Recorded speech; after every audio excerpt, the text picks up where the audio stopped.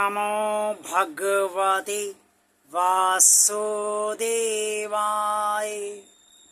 जय श्री हरि, जय श्री भगवान विष्णु जी, जय श्री भगवान कृष्ण जी।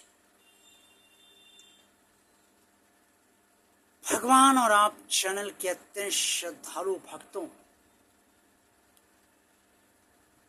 क्या आपको पता है कि मनुष्य पाप करता नहीं है बल्कि उससे पाप करवाए जाते हैं।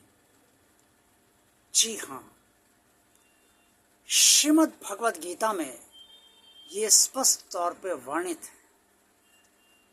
श्रीमद् भगवद गीता के अध्याय 3 श्लोक 36 से लेकर 40 तक में ये स्पष्ट तौर पर बताया गया है कि मनुष्य पाप किस कारणवश करता है।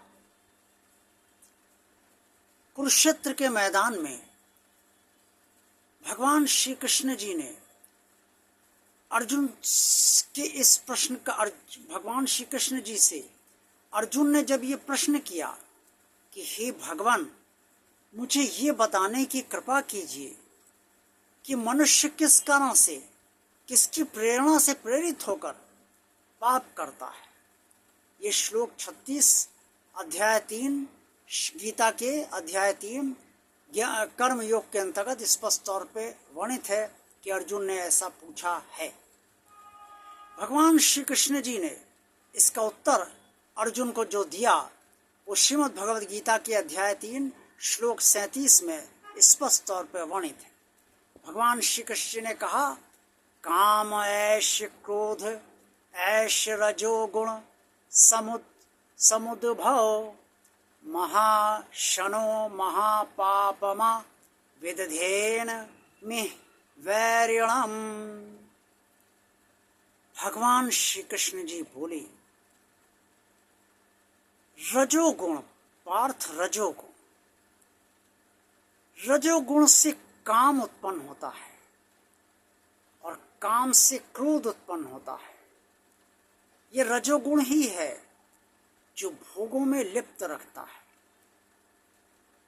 स्पष्ट है कि काम क्रोध यानी कि काम अर्थात कामना, हमारी इच्छा जितनी बलवती होती है, अगर वो पूरी नहीं हुई तो क्रोध बहुत आता है। ये रजोगुण है। ये क्रोध उत्पन्न होता है कामना न पूर्ण होने से, और क्रोध के कारण ही जब क्रोध बर्दाश्त नहीं होता है मनुष्य से, सहन शक्ति उसकी जवाब दे जाती है, तो वो पाप कर बैठता है। किस लिए करता है? अपनी इच्छा को पूरी करने के लिए। अब रजोगुण क्यों उत्पन्न होता है? रजोगुण अज्ञान से उत्पन्न होता है। अध्याय 3 के 38वें श्लोक में स्पष्ट तौर पर बताया गया है कि रजोगुण जो मनुष्य के अंदर उत्पन्न होता है वो अज्ञान से उत्पन्न होता है। इससे अज्ञान को ज्ञान से दूर किया जाना चाहिए। और रजोगुण का प्रभाव शरीर पर क्या होता है, ये अध्याय 3 के श्लोक 40 में स्पष्ट तौर पे भगवान श्री कृष्ण ने अर्जुन से बताया है कि रजोगुण का प्रभाव ये होता है कि मनुष्य की इंद्रियां, उसका मन और उसकी बुद्धि रजोगुण में निवास करने लगती हैं, या यूं कहा जाए कि रजोगुण इनमें निवास करने लगता है। और तब इंद्रियां, मन और बुद्धि शरीर को रजोगुण से प्रभावित होकर शरीर को मोहित करने लगते हैं। और जब मोह बढ़ता जाता है और इच्छा पूर्ण नहीं होती है तो स्वाभाविक है कि पाप मनुष्य कर ही बैठता है, ना चाहते हुए भी।